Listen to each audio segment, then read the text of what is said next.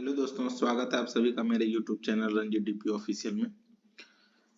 आज हम लोग देखते हैं झारखंड की प्रमुख नीतियां, जिसमें अभी तक झारखंड में जो जो नीतियां बनाई गई हैं वो सारे अपडेट कर दिया हूँ। इसमें शुरू से लेकर अभी वर्तमान तक की स्थिति को अपडेट कर दिया गया है।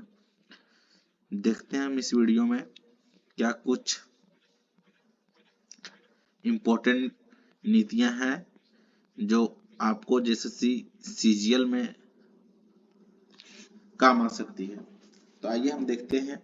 सबसे पहले जो था कि झारखंड में सबसे पहला औद्योगिक नीति जो आया था, प्रथम औद्योगिक नीति, ये था 2001 में, और इसका उद्देश्य यहाँ पे लिख दिया हूँ, ये था 10% औद्योगिक विकास दर लक्ष्य रखा गया था इसमें। ठीक है, इसके बाद आप देखिए,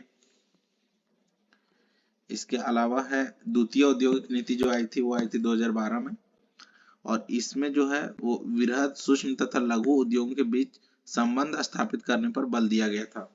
जो MSME इंडस्ट्रीज होते हैं उन सभी के बीच में संबंध स्थापित करने की बात की गई थी। इसके बाद आया था औद्योगिक निवेश एवं प्रोत्साहन नीति जो 2016 में आई थी।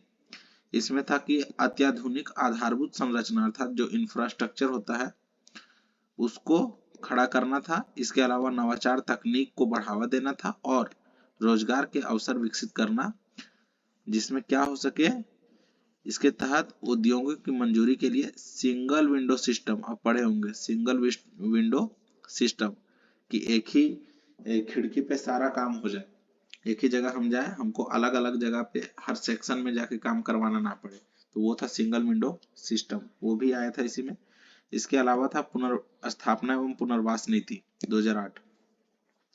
ये था विस्थापन की चुनौती के समाधान के लिए आया था ये नीति, जिसमें इसमें यह है कि इसका उद्देश्य आदिवासी तथा स्थानीय समाज के हितों की रक्षा करना था। ठीक है, आगे देखते हैं हम। यह है प्रत्यार्पण एवं पुनर्वास नीति 2009। यह था उग्रवाद से संबंधित था इस नीति को, कि जो भी वामपंथी उग्रवादी जो है वो सरेंडर करेंगे तो सरकार के द्वारा विभिन्न प्रकार की सुविधाएं उपलब्ध करवाई जाएंगी, उससे रिलेटेड इसमें था। उसके बाद इस नीति में कुछ चेंजेस करते हुए वामपंथी उग्रवादियों के सरेंडर एवं पुनर्वास नीति के लिए एक नई नीति बनाई गई थी 2015 में। और उसमें क्या किया गया कि जो सरेंडर करने की प्रकृति को की उदासीनता को देखते हुए ये 2009 की जो नीति थी, 2009 के कानून में इसके तहत प्रभावी कुछ संशोधन किए गए ताकि नक्सली जो है वो आसानी से सरेंडर कर सकें। ठीक है, आगे देखते हैं हम। झारखंड क्रय नीति, ये 2014 में आया था। राज्य में उत्पादित होने वाले उत्पादों की क्रय प्रणाली को आसान बनाकर उत्पादों का अधिकतम मूल्य जनता को दिलाना था, इसका ये उद्देश्य था। आगे हम देखते हैं झारखंड में स्थानीय नीति, ये 2016 में बना था, और इसमें यह कहा गया था कि झारखंड सरकार की जो भी नौकरियां होंगी वो स्थानीय लोगों के लिए जो होंगी वो आरक्षित रहेंगी, स्थानीय लोगों का रक्षा करेगी उसमें, कि ज्यादा से ज्यादा स्थानीय लोग नौकरी में आ सकें। उसके अलावा एक चीज और पॉइंट था कि झारखंड में निवास करने वाले 30 वर्ष से अधिक अवधि वाले जो होंगे वो झारखंडी कहलाएंगे, अर्थात वैसे व्यक्ति जो भी झारखंड में 30 वर्ष से अधिक अवधि से निवास कर रहे हैं वो झारखंडी होंगे, वो इसमें कहा गया था। इसके अलावा हम आगे देखते हैं झारखंड खाद्य प्रसंस्करण उद्योग, ये उद्योग नीति, ये नीति आई थी 2015 में, और इसमें यह था कि खाद्य प्रसंस्करण को बढ़ावा देना। खाद्य प्रसंस्करण का मतलब होता है कि जो भी प्राकृतिक स्रोत से प्राप्त होते हैं हमें उसको प्रसंस्कृत किया जाता है, जैसे टमाटर से सॉस निर्माण किया जाता है, इस तरह की चीजें जितनी भी इंडस्ट्री लेवल पे होती हैं तो वो खाद्य प्रसंस्करण में आते हैं। इसके अलावा झारखंड राज्य सौर ऊर्जा नीति, ये 2015 में बना था, जिसमें था कि जैव ईंधन पर निर्भरता को कम करना था इसका उद्देश्य। आगे है झारखंड औद्योगिक पार्क नीति 2015 में। 2015 में बहुत सारी नीतियों को बनाया गया था, देखिएगा। इसमें वस्तु एवं सेवा का आधारभूत संरचना एवं बाजार विकसित करना था। इसके अलावा झारखंड फिल्म नीति बनी थी 2015 में, फिल्म उद्योग को बढ़ावा देना तथा लोक कलाकारों को सम्मान देना, जो यहाँ के स्थानीय कलाकार हैं उनको आगे बढ़ाना इसका लक्ष्य था। इसके अलावा है झारखंड निर्यात नीति, ये भी 2015 में आया था। निर्यात करने वाले उद्यमियों को प्रोत्साहन देना तथा निर्यात बढ़ाना इसका लक्ष्य था।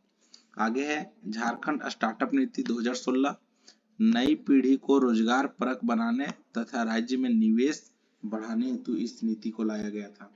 फिर एक नीति आया था झारखंड बीपीएम नीति, ठीक है, ये 2016 में, ये सूचना प्रौद्योगिकी से संबंधित था और सूचना प्रौद्योगिकी को बढ़ावा देना इसका मुख्य उद्देश्य था।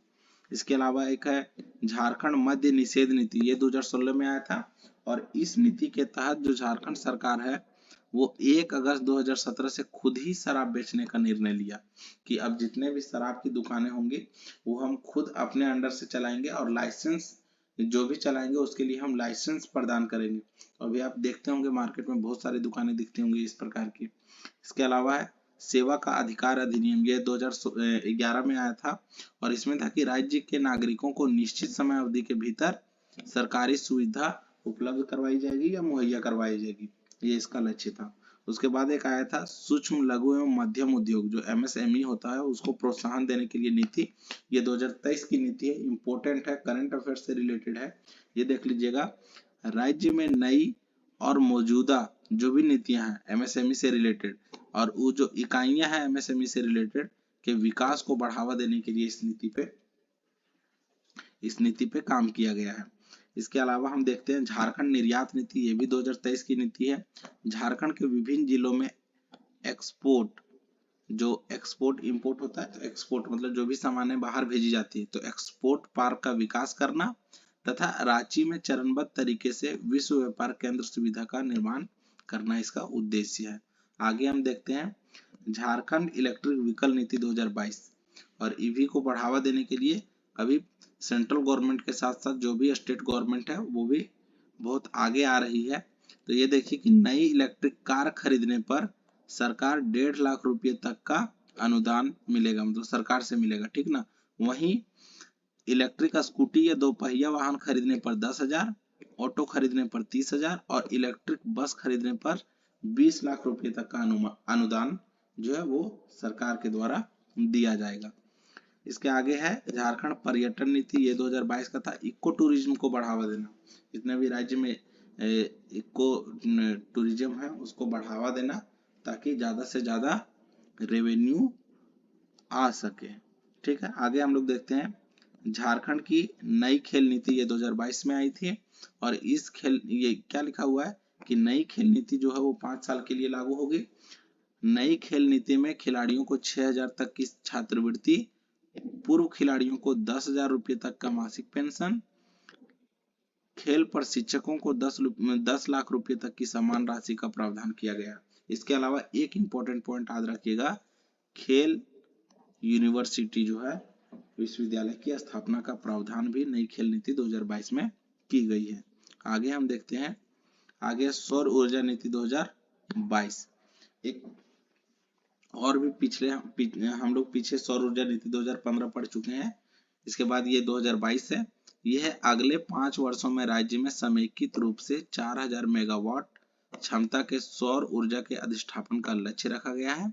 इसके अलावा यूटिलिटी स्केल पर लगभग 3,000 मेगावाट, डिस्ट्रीब्यूटेड सोलर ऊर्जा के अंतर्गत 720 megawatt, of grid solar product के तहत 280 मेगावाट सोलर ऊर्जा प्लांट अधिष्ठापन का लक्ष्य तय किया गया है, तो ये आप याद रखिएगा।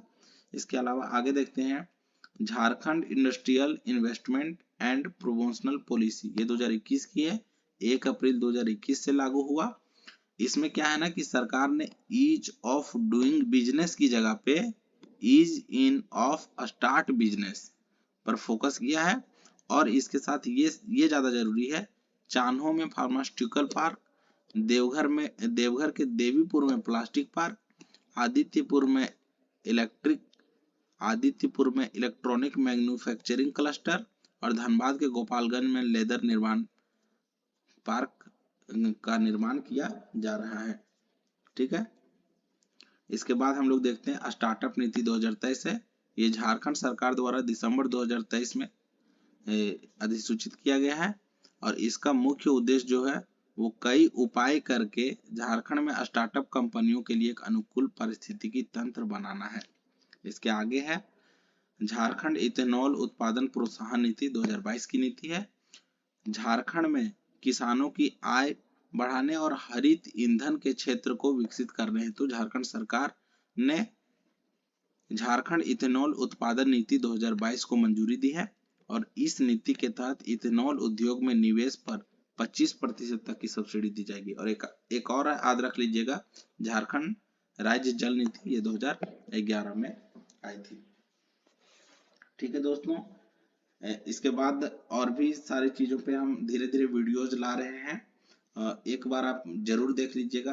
अभी जैसा सीजीएल का एग्जाम सामने है तो इम्पोर्टेंट हो सकता है आपके लिए, और ये आप रिवीजन कर लीजिएगा। पीडीएफ में उपलब्ध करवा दूंगा टेलीग्राम लिंक में और टेलीग्राम चैनल में, और उसका लिंक मैं दे दूंगा इसके डिस्क्रिप्शन में। ठीक है, धन्यवाद, जय हिंद।